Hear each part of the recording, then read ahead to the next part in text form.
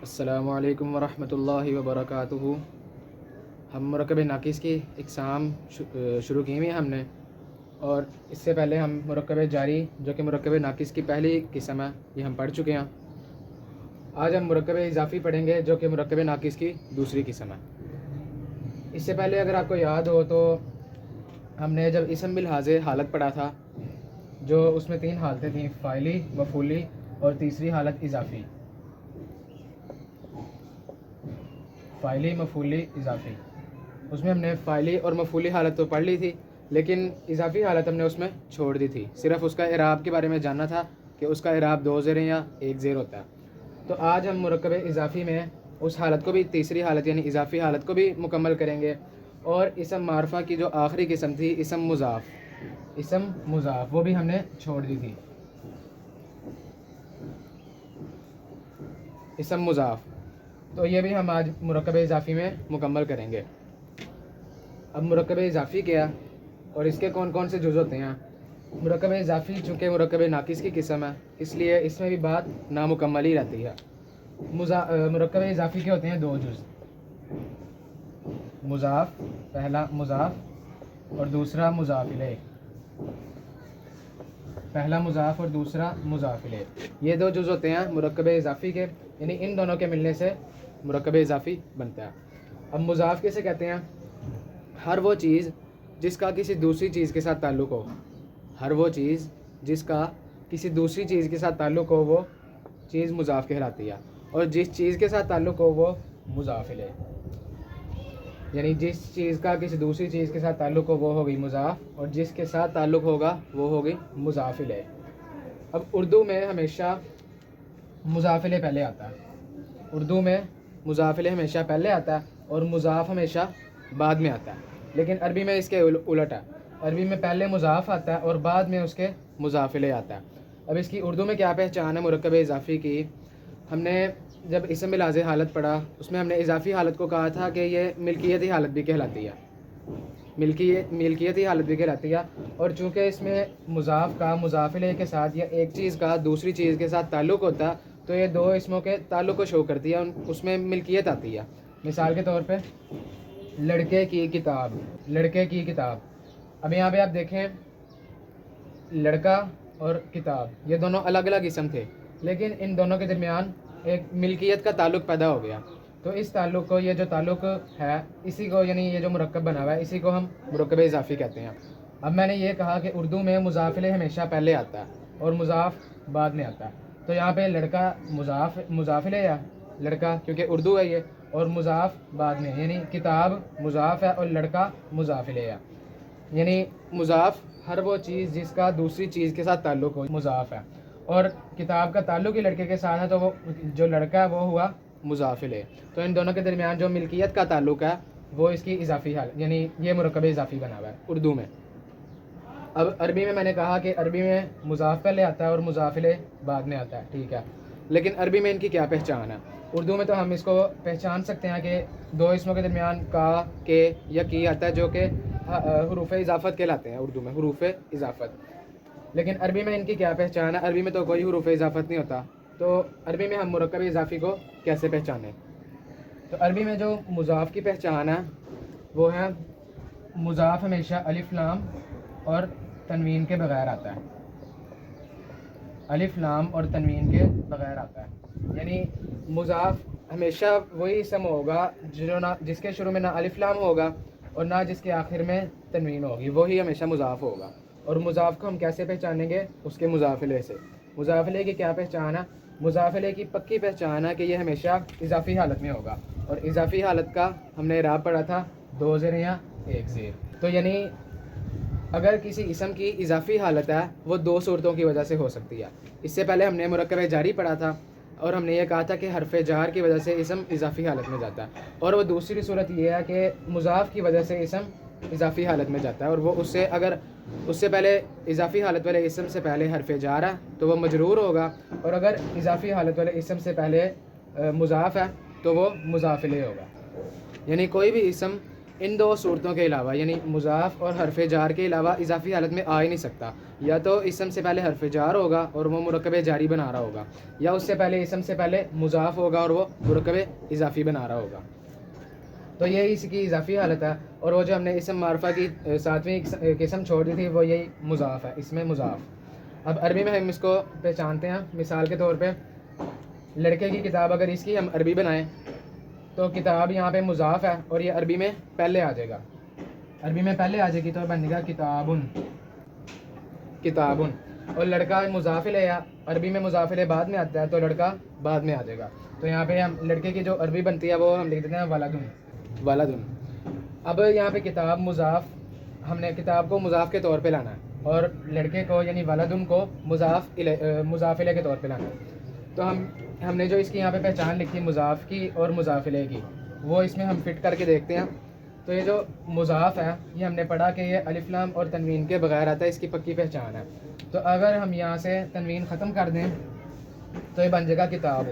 الف لام بھی نہیں یہاں پہ شروع میں لگنا چاہیے. اگر ہو گیا الکتاب وہ بھی نہیں ہوگا, یہاں پہ شروع میں نہ الف لام ہونی چاہیے, نہ الف لام ہونا چاہیے اور نہ آخر میں تنوین ہونی چاہیے, پھر ہی یہ مضاف بنے گا. تو یہ آ گیا کتابن سے یا الکتابو سے کتابو, نہ الکتابو ہوگا نہ کتابن ہوگا, خالی کتابو. یہ ہو گیا مضاف. اب مضاف الیہ ہم نے اس ولدن کا بنانا ہے. تو مضاف الیہ کی پہچان ہم نے پڑھی 2 زیر یا 1 زیر جو اس کی اضافی حالت ہوگی. تو یہاں پہ آ جائے گا ولدن سے اس کا اعراب اضافی حالت کا ولدن. اب یہ مرکب اضافی بن گیا کتاب ولدن. تو یہ بن گیا کتاب ولدن مرکب اضافی. اب یہاں پہ کتاب مضاف ہے کیونکہ نہ اس کے شروع میں الف لام آ رہا ہے اور نہ آخر میں تنوین آ رہی ہے, تو یہ مضاف بن گیا. اور اس سے آگے جو اسم ہے یہ مضاف الیہ کیونکہ اس کا اعراب زیر ہے. اب اس کا ترجمہ یہ بن رہا ہے لڑکے کی کتاب, کیونکہ ان دونوں میں ایک تعلق پیدا ہو گیا ملکیت کا. اب اگر ہم اس کو یہاں پہ ولدن, یہ معرفہ نہیں یہ نکرہ ہے کیونکہ ہم نے نکرہ کی پہچان پڑھی تھی, اس کا اعراب تنوین ہوتا ہے. تو یہاں پہ اعراب اس کا تنوین آ رہا ہے یعنی آخری حرف دال کے نیچے 2 زیریں آ رہی ہیں. تو اگر ہم اس کے شروع میں الف لام لگا دیں تو کیا اس سے مرکب اضافی میں کوئی فرق پڑے گا؟ یہ بھی ہم دیکھ لیتے ہیں. کتابو, یہ تو مضاف ویسے کا ویسے ہی رہے گا کتابو. اب یہاں پہ اگر ہم کریں ولدن سے الولدی, الولدی, تو اس طرح بھی یہ مرکب اضافی بن جائے گا. کیوں؟ کیونکہ ہم نے مضاف کی پہچان ہم نے پڑھی, مضاف ہمیشہ الف لام اور تنوین کے بغیر آئے گا. مضاف الف لام کے ساتھ آ سکتا ہے لیکن اس کی اضافی حالت ہی ہونی چاہیے. اگر الف لام نہیں تو 2 زیریں آئیں گی, اگر الف لام ہے تو 1 زیر آئے گی کیونکہ وہ معرفہ ہو کے الف لام لیا ہے. تو ابھی یہ بن جائے گا کتاب الولدی. یہاں پہ معرفہ الولدی اور یہاں پہ نکرہ, دونوں کا مطلب یہی بن رہا ہے لڑکے کی کتاب. اور اگر ہم کریں کتاب ولدن, ہم نے یہ کہا کہ مضاف کی پہچان الف لام اور تنوین کے بغیر ہے. تو یہاں پہ کتاب اس کا اعراب زبر بھی ہو سکتا ہے اور اس کا اعراب زیر بھی ہو سکتا ہے. زیر تب بھی ہوگا جب اس سے پہلے ایک اور حرف جاریہ مضاف آئے گا. تو یہاں پہ زبر بھی ہو سکتا ہے, زیر بھی ہو سکتا ہے, پیش بھی ہو سکتا ہے اس کا اعراب. لیکن 2 زیریں 2 زبریں 2 پیشیں یہ نہیں ہو سکتا اس کا اعراب کیونکہ تنوین مضاف میں آتی ہی نہیں ہے اور نہ شروع میں الف لام آتا ہے. اب ہم مرکب اضافی کی قرآن مجید میں سے مثالیں ڈھونڈتے ہیں. مثال کے طور پہ قرآن مجید میں آیا اعوذ باللہ من الشیطان الرجیم قل یتوفاکم ملک الموت الذی, ملک الموتی, ملک الموتی. اب میں نے یہ کہا کہ مرکب اضافی کو جہاں پہ بھی ہم نے قرآن مجید میں پہچاننا ہے تو کوئی اسم اگر عبارت میں اضافی حالت میں ہے تو اس کو ہم اس کی وجہ دیکھیں گے کہ اضافی حالت میں کیوں آیا اسم.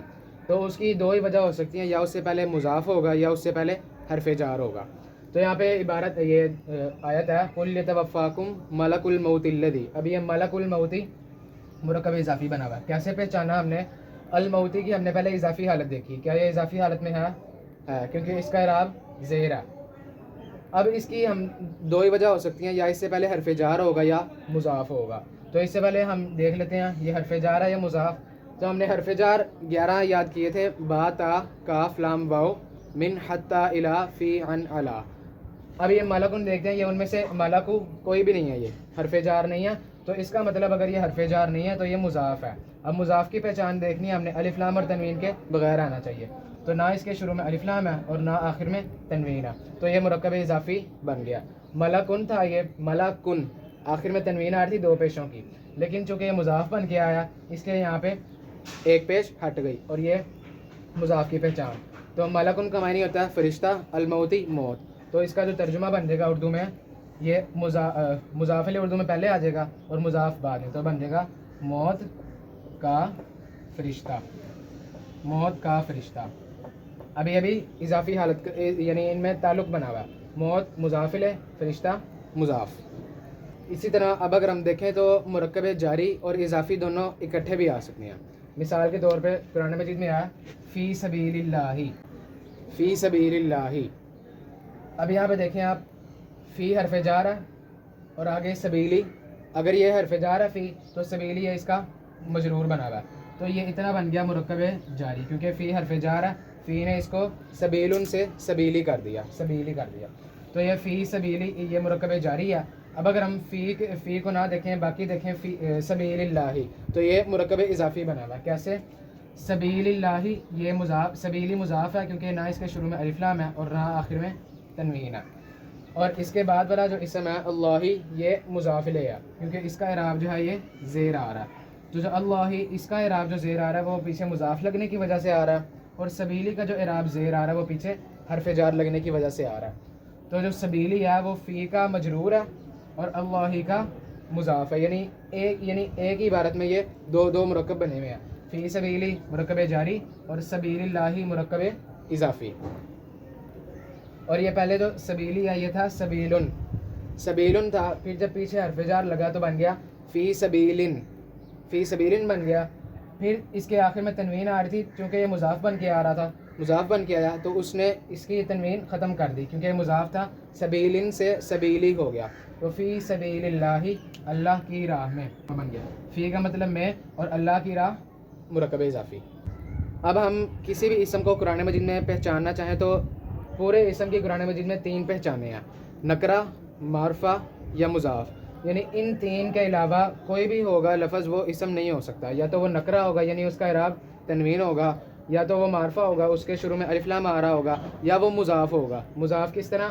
نہ شروع میں الف لام نہ آخر میں تنوین، اور اس کے بعد والا اگر مضاف لے یعنی اس کے بعد والے اسم کی اضافی حالت ہے پھر وہ مضاف ہوگا اور وہ مضاف بھی اسم ہوگا الف لام اور تنوین کے بغیر آنے کے باوجود۔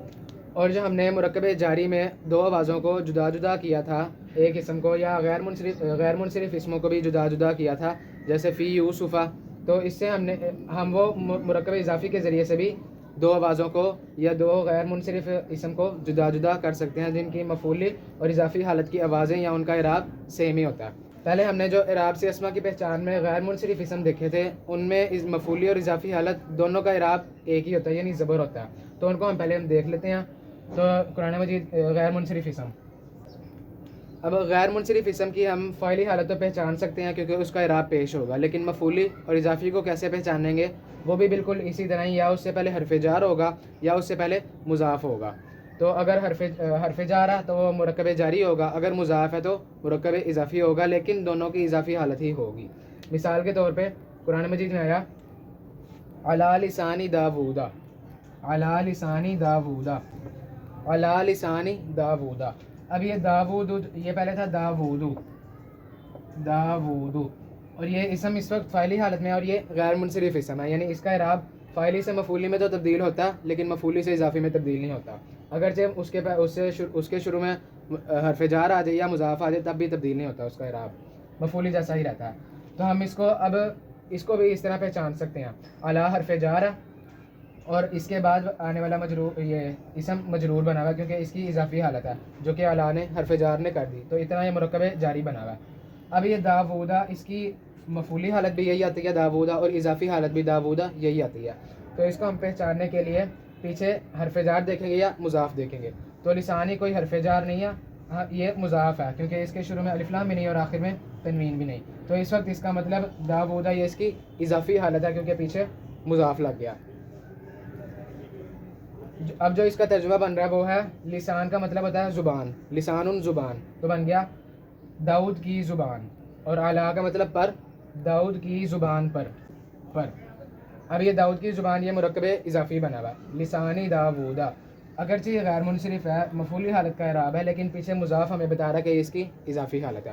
اسی طرح قرآن مجید میں آیا ابن مریمہ، یہ بھی مرکب اضافی ہے، ابن بیٹا اور یہ مضاف بن کے آ رہا ہے، الف لام بھی نہیں شروع میں اور یہ تنوین بھی نہیں، اور یہ جو الف ہے حمزہ یہ اس کا اپنا ہے، اگر الف لام اس کے شروع میں ہوتا تو ہوتا الابن، الف لام الگ ہوتا اور یہ الف الگ ہوتا. اب یہ الف لام بھی نہیں، تنوین بھی نہیں، اور آخر مریمہ یہ بھی غیر منصرف اسم ہے، یہ تھا مریمو فاعلی حالت میں. اب جب اضافی حالت میں آیا پیچھے مضاف کی وجہ سے، لیکن مریمی نہیں ہوگا کیونکہ غیر منصرف ہے، تو یہ ابن مریمہ مریم کا بیٹا. اسی طرح سورہ مریم میں آیا اخت ہارون، یا اخت ہارون. اب یہ اخت ہارون یہ بھی مرکب اضافی ہے. اب یہ جو ہارون یہ بھی اسم غیر منصرف ہے، تو لیکن اس کا اگر یہ غیر منصرف ہے تو اس کا مطلب یہ زیر نہیں لائے گا، تو اس کی مفعولی حالت اور اضافی حالت کیسے پہچانی جائے گی؟ اضافی حالت اس کی پہچانی جائے گی پیچھے حرف جار کی وجہ سے یا مضاف کی وجہ سے. تو اختہ یہ بھی کوئی حرف جار نہیں ہے، اس کا مطلب یہ مضاف ہے کیونکہ شروع میں الف لام بھی نہیں اور تنوین بھی نہیں، اور یہ مضاف ہے تو اس کے بعد والا اسم غیر منصرف ہے لیکن یہ مضاف الیہ ہے، اس وقت اس کی اضافی حالت ہے. تو اخت ان کا مطلب ہوتا ہے بہن، تو اس کا ترجمہ بنے گا ہارون کی بہن. اردو میں مضاف الیہ پہلے آ گیا اور اختن بہن مضاف بعد میں آ گیا. تو یہ تھا غیر منصرف اسم جن کو ہم پہچان سکتے ہیں مرکب جاری یعنی حرف جار کی مدد سے یا مضاف کی وجہ سے. اب مبنا اسم بھی اس کی مدد سے پہچانے جا سکتے ہیں جو اپنا اعراب تبدیلی نہیں کرتے تینوں کسی حالت میں بھی. مثال کے طور پہ موسیٰ موسیٰ موسیٰ فاعلی مفعولی اضافی تینوں حالتوں میں ایک ہی جیسا رہتا ہے، اس کی اضافی حالت بھی ہم مرکب اضافی یا مرکب جاری سے پہچان سکتے ہیں. مثال کے طور پہ قرآن مجید میں آیا وَأَصْبَحَ فُؤَادُ أُمِّ مُوسَىٰ فَارِغًا. اب یہ موسیٰ نہ ہمیں پتہ یہ فاعلی حالت کیا ہے، نہ ہمیں پتہ ہے مفعولی کیا ہے، اور نہ ہمیں پتہ کہ یہ اضافی کیا ہے. تو کیسے پہچانیں گے ہم؟ یہ جو پیچھے اس کے مضاف لگا ہوا ہے، کیوں مضاف کیسے؟ شروع میں الف لام بھی نہیں اور آخر میں تنوین بھی نہیں، تو اس کا مطلب یہ مضاف ہے، اور مضاف کے آنے کی وجہ سے جو موسیٰ اسم ہے یہ اضافی حالت میں چلا گیا، فاعلی حالت اور مفعولی حالت اس کی ختم ہو گئی. اب یہ صرف اضافی حالت کیا کیونکہ پیچھے مضاف لگ گیا، اور یہ عموماً کا مطلب ہوتا ہے ماں، تو یہ بن جائے گا موسیٰ کی ماں. اسی طرح قرآن مجید میں ایک اور جگہ آیا حدیث موسیٰ هل اتاک حدیث موسیٰ، تو وہ حدیث یہ بھی مضاف ہے، حدیث اور آگے موسیٰ یہ مضاف الیہ. کیسے؟ کیونکہ پیچھے مضاف ہے، الف لام بھی نہیں اور تنوین بھی نہیں، تو یہ مضاف اور یہ موسیٰ مضاف الیہ. حدیث کا مطلب یعنی خبر، تو بن جائے گا موسیٰ کی خبر، موسیٰ کی خبر. تو یہ مرکب اضافی ہے، اور مرکب اضافی میں غیر منصرف اسم کو بھی ہم اس کی اضافی حالت پہچان سکتے ہیں، مبنا اسم کی بھی اضافی حالت پہچان سکتے ہیں، اور جو منصرف اسم ہے وہ اپنا اعراب لائیں گے ہی دو زیر یا ایک زیر. اب اگر ہم دیکھیں تو ایک ہی عبارت میں دو یا اس سے زیادہ مضاف اور مضاف الیہ آ سکتے ہیں. کس طرح؟ جیسے ہم نے یہ کہا کہ ایک ہی عبارت میں ایک مرکب جاری بنا ہوا ہے اور اسی جز کا جو مرکب جاری کا جو مجرور ہے وہی مرکب اضافی کا مضاف بنا ہوا ہے. اسی طرح دو مرکب اضافی یا اس سے زیادہ مرکب اضافی بھی اکٹھے آ سکتے ہیں. مثال کے طور پہ بدلے کے دن کا مالک. اب ہمیں پتہ ہے کہ ہمیں پتہ ہے کہ مضاف الیہ اردو میں ہمیشہ پہلے آتا ہے اور مضاف بعد میں آتا ہے. تو یہاں پہ بدلے کو ہم دیکھیں، بدلہ تو یہ مضاف الیہ ہے کیونکہ یہ اردو میں پہلے آتا ہے، اور جو مالک ہے یہ مضاف ہے، مالک مضاف ہے کیونکہ یہ بعد میں آ رہا ہے. اب سوال یہ ہے پھر دن کیا؟